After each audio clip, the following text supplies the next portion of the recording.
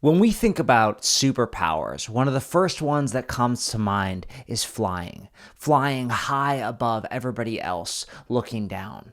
But most of the flying superheroes have other powers too, like strength or unbreakable skin. What if a superhero could only fly, but they wanted to protect as many people as possible? How would he go about doing that? How would he keep people suspended in fear? His name was Flyboy. He'd been a superhero for 6 months, and he was getting his butt kicked. The thug grabbed his ankle and pulled him to the ground. "When you can't fly, you're just like me," the thug said, words out, and Flyboy ducked under a punch frantically. He had no powers, and his suit was ridiculous, a bunch of seagull feathers he glued onto a wetsuit. "Ah!" Flyboy said, ducking under another punch and flying into the sky. The thug tried to grab for his ankle, but Flyboy flew up, away. "You didn't stop anything," the thug screamed at him.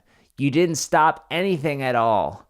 Flyboy flew up, high above the city. It was the highest crime city in the country, so high that most superheroes just avoided it and pretended that it didn't exist. But Flyboy's mom lived here, and with his powers, he promised that he would help her. He sighed, walking on air. Such a beautiful power, and yet he was so weak. How did the word get out? Why was his costume so dumb? Why was he so bad at this?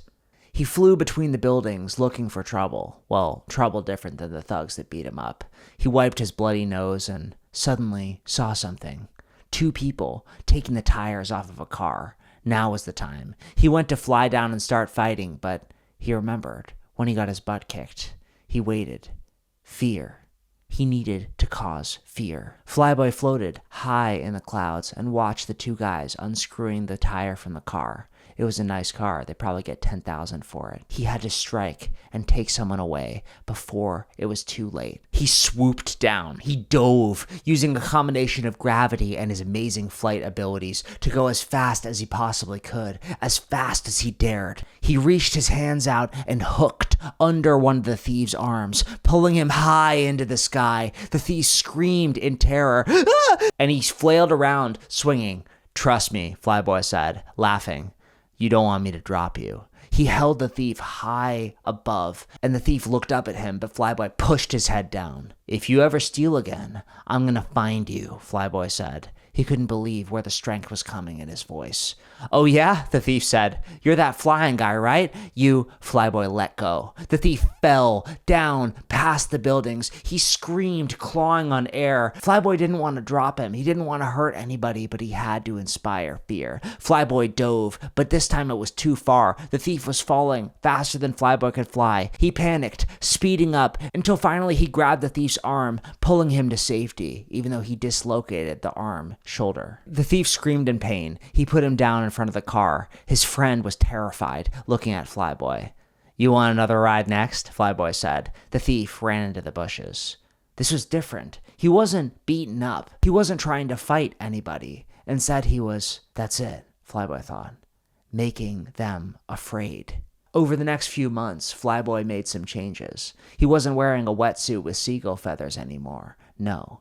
He painted every single feather black, putting black face paint over his eyes, turning himself into a combination of a man and a crow. Whenever he saw anybody committing crime in open daylight, stabbings, muggings, even some minor superpower crime, Flyboy would strike before anybody would notice. He had to work out hard at the community gym and put on makeup to hide black eyes from his mother when she got ready for work, but Flyboy was exhilarated. They were afraid of him now.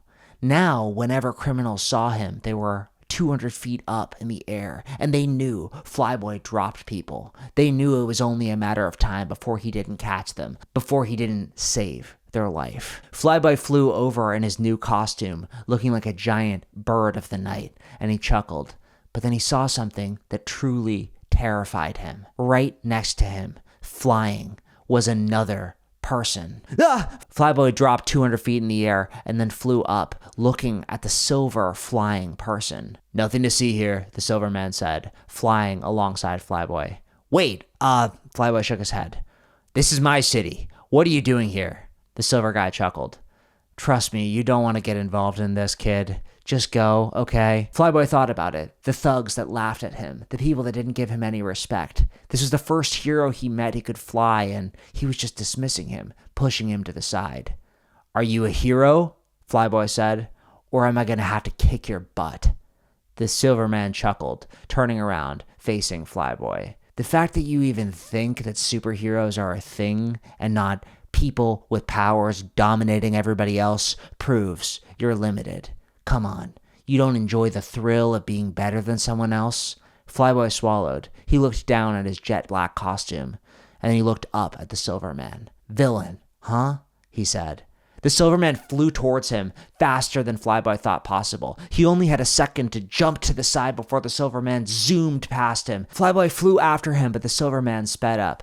I got serious business for serious money, the Silverman said. Leave me alone. Flyboy screamed, but then the Silverman stopped, turning around and punching Flyboy in the face. Flyboy went into free fall down and struggled to gain direction. He was spinning in wild directions. He didn't know what was up and what was down, but he knew that Silverman was up to something not good, and if he wanted to be a real superhero, he would have to show him. He grit his teeth and focused. He wanted to throw up, but he straightened himself out, looking high in the sky. The silver-skinned man was far away, but Flyboy could go faster. He flew as fast as he could towards the Silverman as the Silverman approached the top floor of a penthouse. The Flyboy didn't notice before, but the Silverman was aiming his hand like this, towards a sleeping woman in a bedroom.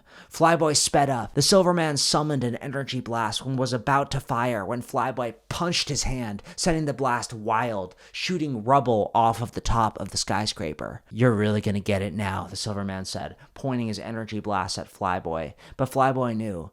Fear was the answer. Flyboy flew up into the clouds. The Silverman shot at him with energy, but he couldn't see where he went. Ugh, the Silverman said, flying up into the clouds. Flyboy hid in the clouds. He wished he had other powers, like those energy blasts from the Silverman. He wished he had been superhero longer. He wished people respected him. He wished. Where are you? The Silverman said, angrily shooting energy blasts through the cloud Flyboy was hiding in. But Flyboy knew something that the Silverman didn't know. Because the Silverman had other powers than flight, he took his flight for granted, and that the Flyboy could use. Flyboy punched the Silverman in the face as hard as he could and disappeared in the cloud. The Silverman screamed, "You don't know what you're doing, kid," and shot, but he didn't see him. A storm was coming in, a thunderstorm. Flyboy had flown in thunderstorms for the entirety of the time he'd had his powers, and he knew that other flyers didn't like it. But the Flyboy was different. Boom! Lightning is so much higher in the air. The Silverman had a panicked look on his face, shooting in the air. Just leave me alone. He flew down to the penthouse to finish the job, and that was when Flyboy knew he had his chance. Thunder crashed down, making the city go loud with noise, and Flyboy kicked down as hard as he could, kicking the Silverman, breaking the window, and punching him into the penthouse. The Silverman tried to get up and then fell down onto the ground. A woman in bed looked at Flyboy and nodded. Thank you. Flyboy smiled. For the first time, he felt like a real superhero. He grabbed the unconscious Silverman and flew up into the sky, trying to figure out where the police station was. And when he dropped him off with a note saying, "From your friendly neighborhood Flyboy," he flew into the sky not wanting or wishing to be someone else, but being content to be exactly who he was. Over the next few months, everyone was in terror of the Flyboy. Nobody even thought about the fact that all he could do was fly. Nobody flew more precisely than him. Nobody was faster than him. And nobody inspired more terror. The crime rate plummeted, and when Flyboy graduated from high school, he smiled. He wasn't going to college. He wasn't going to get a job. He was a superhero. And that was enough.